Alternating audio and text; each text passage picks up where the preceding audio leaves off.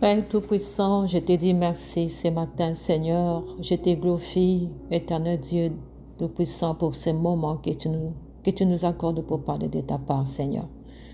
Saint-Esprit, je t'invite en ces moments, viens se servir de ma bouche et viens nous parler parce que toi, tu sais, tu connais ce qu'il convient de prier, tu connais ce qu'il convient de parler. Moi, je n'ai pas de parole. Il n'y a que toi qui sais qu'est-ce qui est meilleur pour nous. Parle-nous, instruis-nous.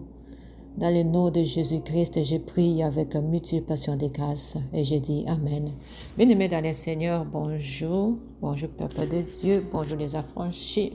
Je pense que vous allez bien. Je suis contente d'être là encore ce matin avec vous pour partager cette petite parole. Nous sommes dans Ésaïe chapitre 7, verset 7. Je vais nous épargner la lecture en fait. Donc, en principe, si vous avez le temps, lisez Ésaïe 7, du premier verset jusqu'au verset 7. Ça va vous permettre d'avoir un peu l'idée de l'histoire du roi Akas. Je vais lire le verset 7. La Bible dit ceci: voici ce que dit le Seigneur éternel. Cela ne se produira pas, cela n'aura pas lieu. Bien aimé, si je dois un peu parler de l'histoire de ce roi ici. Ce roi ici, c'était un roi qui était un peu, qui était hors du commun en fait. Ce roi, il avait un caractère un peu difficile, il ne croyait pas en Dieu. Si je dois un peu faire un peu son histoire. Si vous avez le temps, vous pouvez lire ça dans 2 Rois chapitre 16, verset 5. Vous voyez ce que ce roi était en fait.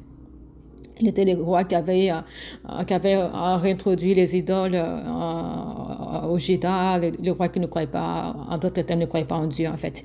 Mais là, dans Ésaïe chapitre 7, versets 1 à 7, ce roi ici s'est vu attaqué. Il s'est vu, le roi était menacé. Il était menacé par ses voisins. Ses voisins, c'était la Syrie et les royaumes d'Israël. Alors, ils se sont coalisés militairement pour attaquer le roi Akas. Pourquoi on voulait l'attaquer? En fait, c'était juste pour le détrôner, en fait, pour les déposer et mettre un autre souverain fantoche, le fils d'Étabel. Ça, vous pouvez le voir dans Ésaïe chapitre 7, versets 5 à 6. Alors le roi était terrifié. C'est comme le roi était terrifié. Non seulement le roi Akas, mais tout le peuple était terrifié. Ils avaient peur. Ils avaient tellement peur en tout cas. La Bible décrit leur peur comme les arbres de la forêt lorsqu'ils sont secoués par le vent. Donc ils étaient secoués, ils avaient peur. Ils avaient peur de voir que non, voilà, il y a eu 2 tribus qui se sont levées pour les attaquer. Bien aimés, ils se sont levés pour les attaquer. La seule raison, c'était juste pour détrôner ces rois-là, pour l'enlever et mettre leur personne. Pour mettre les rois, pour mettre les rois à la partie de ce roi ici. Mais ce roi ici était vraiment terrifié. Il était terrifié, il avait peur. Non seulement lui, mais tout le peuple était terrifié, bien aimé dans le Seigneur, terrifié. C'est la même chose aujourd'hui. Nous les enfants de Dieu, nous les affranchis, nous nous voyons face à certaines situations qui nous terrifient. Il y a des gens qui se lèvent, qui se coalisent. Il y a nos voisins, même dans nos familles, les gens tout autour de nous, les gens qui veulent nous déposer, c'est-à-dire nous détrôner. Nous détrôner de quoi? Nous détrôner de notre héritage qui est la vie. Qui est la vie que nous avons en Christ, nous détrôner de la prière, nous détrôner de notre consécration, nous détrôner de ce que nous sommes en train de faire aujourd'hui. Nous nous approchons vers la fin de l'année, bien-aimés dans le Seigneur. Et là, nous sommes chaque jour, matin, midi et soir, nous sommes debout en train de prier. Il y a les gens qui se disent, non, c'est trop, ces gens-là, les affranchis là, ils sont juste un petit nombre, mais ils nous dérangent. Il faut qu'on fasse tout ce qu'on peut faire pour le faire taire, pour les détrôner, pour les déposer et les remplacer par un autre roi. Un autre roi, c'est quelque chose de maléfique, quelque chose de maléfique, quelque chose de maléfique, j'allais dire quelque chose de maléfique. Il faut qu'on puisse les remplacer par les remplacer par autre chose.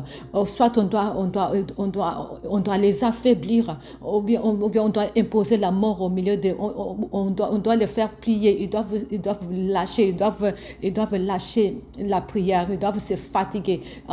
Ils veulent nous lancer des flèches de fatigue, des flèches de découragement, les flèches de calamités, de toutes les flèches que vous connaissez, bien aimés dans le Seigneur. Aujourd'hui, c'est comme je disais, c'est la fin de l'année, tu regardes ta situation, tu dis non mon Dieu, ma situation, ça fait que s'empirer, ça fait que c'est compliqué. Mais là, c'est parce qu'il y a les gens qui se lèvent, ils se disent non, ces gens-là, c'est trop, il faut que ces gens-là déposent.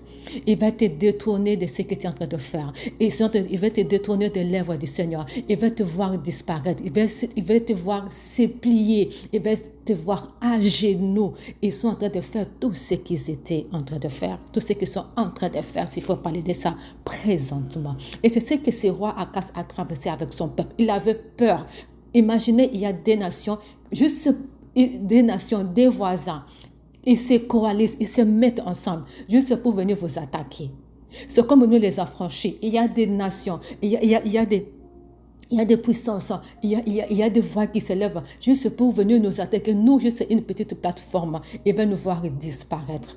Donc ce roi était accablé, il avait peur, il avait terreur. Alors Dieu, voyant la peur qu'avaient les rois Akas la peur qu'avaient les rois Akas et son peuple, Dieu va envoyer Isaïe. Il va envoyer Isaïe pour aller donner la prophétie au roi Akas. Le roi Akas qui ne croyait pas en Dieu. Mais Dieu regarde son peuple et dit non, je ne peux pas laisser mon peuple périr. Je ne peux pas laisser mon peuple être terrifié ou bien terrassé par Dieu appelle ces deux peuples, ils appellent, ce sont les débouts des fissons fumants. Alors, je ne peux pas accepter ça. Dieu va envoyer une parole à Isaïe. Et là, nous sommes dans le verset 7. Parce que Dieu va donner cette parole à Isaïe. Il va dire à Isaïe, voici ce que dit le Seigneur éternel. Cette parole, cette prophétie, ce n'est pas aujourd'hui, cette prophétie est pour toi. Cette prophétie est pour toi qui écoute cette petite exhortation. Dieu dit, voici ce que dit le Seigneur éternel. Cela ne se produira pas. Cela n'aura pas lieu. Dieu me dit que cela ne se produira pas. Les plans qu'ils sont en train de faire pour nous faire disparaître, les plans que l'ennemi est en train de faire pour nous faire tomber, pour nous faire décapiter, pour nous faire plier. Dieu dit ceci, que cela ne se produira pas, cela n'aura pas lieu. Donc cette prophétie, c'est une prophétie d'encouragement, une prophétie de confiance pour toi qui ne fais pas confiance en Dieu.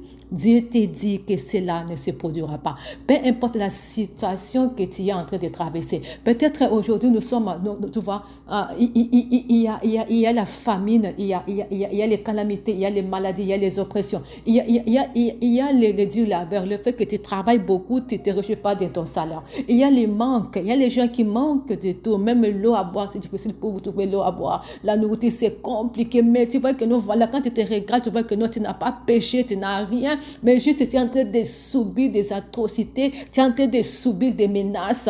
Oh non, ta vie, tu es terrifié. Donc, tu vois que nous, voilà, la menace est tellement grande. Tu vois que nous, voilà, tu as peur. Dieu te dit que malgré les menaces que tu es en train de voir, rien ne t'arrivera. Tu ne vas pas tomber. Tu ne vas pas se plier. Tu ne vas pas mourir. Parce que Dieu te donne une prophétie ce matin. Il te dit ceci, cela ne se produira pas. Cela n'aura pas lieu.